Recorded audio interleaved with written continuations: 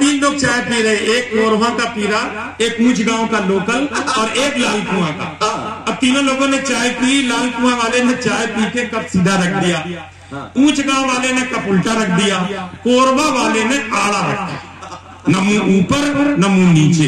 अब मैंने पूछा भैया यार ये टेढ़ा काहे रखा, सीधा रख सकता था, उल्टा रख सकता था। बोले पहले इनसे पूछो। मैंने पूछा लाल कुआं वाले से, मैंने कहा भैया ये कप सीधा काहे रखा। उसने मस्ती से कहा कि बोले देखो ऐसा भी मैं चाय और पीना चाहता हूँ, ऊपर मुंह इसका प्रतीक है कि इसमें चाय और डाली जाए तो मैं और पी लूं।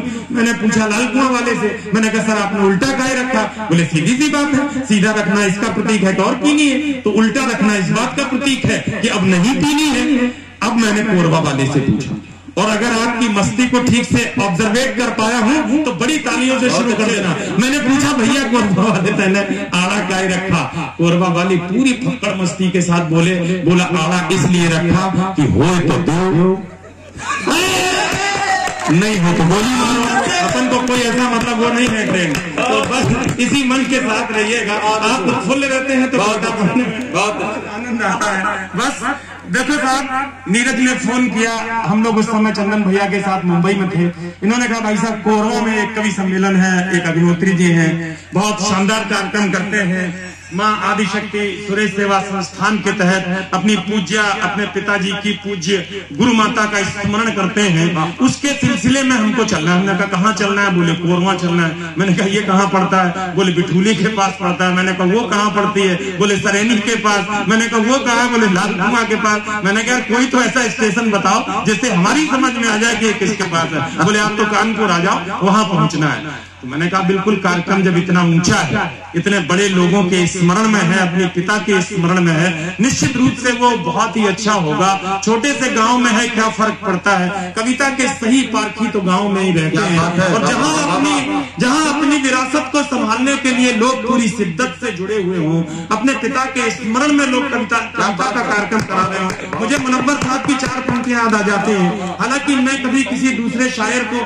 काव्य पाठ के बीच कोट नहीं करता, संचालन की बात अलग है, लेकिन आज अग्निहोत्री जी के लिए ये 4 पंक्तियां उनके परिवार के लिए पढ़ना चाहता हूँ। इतनी सारी गाड़ियां खड़ी है इस छोटे से गांव में, ये प्रतीक है कि इस परिवार के लिए लोगों का कितना प्रेम है। दूर दूर से लोग चल के आए। मुनव्वर साहब ने कभी कहा कि नए घर में यहाँ चीजें पुरानी कौन रखता है। जब एक पिता की स्मृति में उसका प्राचीन सा फोटो रख के उसके बेटे कविता का यज्ञ करते हैं, तो उस होता को अपने प्रेम की आहुति देने का मन हमारा भी होता है। नए घर में यहाँ चीजें पुरानी कौन रखता है, परिंदों के लिए शहरों में पानी कौन रखता है। वो तो ये है कि बचाई है विरासत, वरना सलीके से बुजुर्गों की निशानी कौन रखता है, निशानी कौन लगता है सलीके से। और एक कारण और भी था, जब महानगरों में भाई साहब हम हवाई जहाजों से या सुपरफास्ट ट्रेनों से निकलते हैं, कांच के शीशों से बाहर देखते हैं, तो सुबह 5 बजे 6 बजे आधे आधे कपड़े पहन करके लड़के और लड़कियां कुत्ते की बेल्ट, क्या बात है भाई, स्वान की बेल्ट पकड़ करके निकलते हैं टहलाते हुए सुबह 5-6 बजे। और जब कोरबा जैसे छोटे से गांव में आते हैं, कवि सम्मेलन खत्म करने के बाद सुबह 5-6 बजे अपनी गाड़ियों से निकलते हैं, तो गांव की पगडंडियों पर 17-18 साल के लड़के लंगोट जांघिया और सैंडो बनियान पहनकर दौड़ते हुए दिखाई पड़ते हैं। भाई साहब तालियां, आपने गलत जगह बजा दी। अब खोलना है अगली पंक्ति पर। हम कांच का कार का शीशा नीचे करके पूछ लेते, बेटा इतना परिश्रम सुबह 5 बजे क्यों कर रहे हो। जो जवाब आता है उस पर अपने शहर के बेटों और उनकी सोच पर तालियां देना। जब हम पूछते हैं बेटा सुबह सुबह इतना मेहनत क्यों कर रहे हो, सिर का पसीना माथे पैरों तक आ रहा है, बोलते हैं अंकल या भाई साहब हम ये दौड़ इसलिए लगा रहे हैं कि कल जब कभी सेना की भर्ती हो हम उसमें दौड़ें तो ये देश हमें अपने देश की वर्दी पहनने का सौभाग्य दे और हम अपने सरहदों की रक्षा करें। तब 4 पंक्तियां पढ़ना चाहता हूँ, कवि सम्मेलन शुरू करना चाहता हूँ। गुरुजन बैठे हैं, चरणों में प्रणाम करता हूँ। अगर एक पंक्ति भी लग जाए कि कविता सी हो गई पूरे पाठ में, तो आशीर्वाद आपका मिले। चल के सरहद पे कभी बर्फ पे लेटा जाए। क्या सोचते हैं कोरबा जैसे गांव के लड़के, चल के सरहद पे कभी बर्फ पे लेटा जाए। सबके घर से ही कोई फौज में बेटा जाए, सबके घर से ही कोई फौज में बेटा जाए। अरे सिर्फ इतना सा मेरा स्वप्न है मेरे ईश्वर। अगली पंक्ति पर हंगामा कर देना, अजय अंजाम को जैसे सुनते बता देना कि सही लोगों के बीच में सिर्फ इतना सा मेरा स्वप्न है मेरे ईश्वर। मौत जब भी हो तिरंगे में तिरंगे में लपेटा जाए, मौत जब भी हो तिरंगे में लपेटा जाए।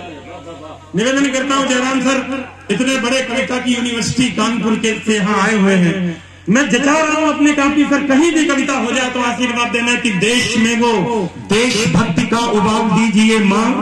एक मिशन लेके चलता हूं सर हिंदुस्तान में, पैसे लेना लिफाफा लेना मजबूरी है क्योंकि गाड़ियां चाहिए, हवाई जहाज चाहिए, तब पूरा हिंदुस्तान कवर होगा। लेकिन सच्ची में हृदय में एक ऊप लेकर निकलता हूं कि काश ये तस्वीर हिंदुस्तान के बदले एक छंद वहां से निवेदित करता हूं। देश में वो देशभक्ति का उबाल दीजिए मां, देश प्रेम की दिलों में ज्वाल लगने लगे, कर्म से प्रचंड और धर्म से अखंड आज हर युवा ही लाल बाल पाल लगने लगे। बेटियों को शक्ति का वो बीज मंत्र दीजिए। जब सवाल उठते हैं कि हमारी बेटियां तंदूरों में जला दी गई, 36 टुकड़ों में काट दी गई, फ्रिज में सील कर दी गई, तब मैं सोचता हूं कि गलती हमारी उन बेटियों की नहीं है, उनकी शक्तियां तो अद्भुत थी लेकिन हम अपना दायित्व पूरा करने में चूक गए। अगर शहर मोहल्ले गांव और कस्बे के किसी चौराहे पर हमारी किसी लाडली को किसी शोहदे ने छेड़ा, उसका दुपट्टा थाम लिया, तो हम में से कोई आदमी ये सोच के खड़ा नहीं हुआ कि कौन से हमारी माँ की कोख से जन्म ली है, कौन सी हमारी सगी बहन है। काश उस दिन कोई एक शेर आप में से खड़ा होता और उस आतताई उस शोहदे का गिरेबान पकड़ के कहता कि भले ही मेरी माँ की कोख से जन्म नहीं लिया लेकिन इस भारत माता की कोख से जन्म लिया है, इसलिए मेरी सगी बहन है। खबरदार अगर इसके दुपट्टे तक तेरा हाथ पहुंचा तो कोई समेत उखाड़ दूंगा। तब कहता हूं देश में वो देशभक्ति का उबाल दीजिए मां, देश प्रेम की दिलों में ज्वाल लगने लगे, कर्म से अखंड और धर्म से प्रचंड आज हर युवा ही लाल बाल पाल लगने लगे। अरे बेटियों को शक्ति का वो बीज मंत्र दीजिए कि वैश्यों को काली का कराल लगने लगे और ऐसी वीरता प्रदान कीजिए सुतों को मात। बच्चा बच्चा अंजनी का लाल लगने लगे, बच्चा बच्चा अंजनी का लाल लगने लगे। क्या है इस देश की बेटियां? हम ये सोचने की बेटियां कमजोर हैं। अब जब भी मंचों पर कोई चुटकुला होता है, कोई टिप्पणी होती है तो उसका अर्थ ये होता है कि बेटियां कमजोर हैं। हिंदुस्तान की बेटियां कमजोर है साहब। कुछ बेटियों के नाम लेना चाहते हैं अजय अंजाम, और आपके दिल पर भी लगे कि सही बेटियों के नाम ले दिए तो इस बार खामोश मत रहना। मैं समझ रहा हूं आपकी तालियां कमजोर है, अभी तक सब बच्चों ने यही शिकायत की मुझसे पहले पढ़ने वालों ने। मैं चाहता हूं कि अब मेरे काप पाठ के बाद जो मैं विरासत सौंप के जाऊं अपने से छोटों को, वो घनघोर तालियों वाली हो। मैं निवेदन करता हूं बात हो पवित्रता की तो यकीन मानिए कि बेटियां ये गंगा वाला पानी बन जाएंगी। क्या है इस देश की बेटियां? निवेदन करता हूं अग्निहोत्री जी कहां खोए हो आप? बात हो पवित्रता की तो यकीन मानिए कि बेटियां ये गंगा वाला पानी बन जाएंगी। अंतरिक्ष भेजने की बात चल पड़े अगर तो कल्पना सुनीता की कहानी बन जाएगी। बहुत अच्छे कल्पना सुनीता की कहानी बन जाएगी।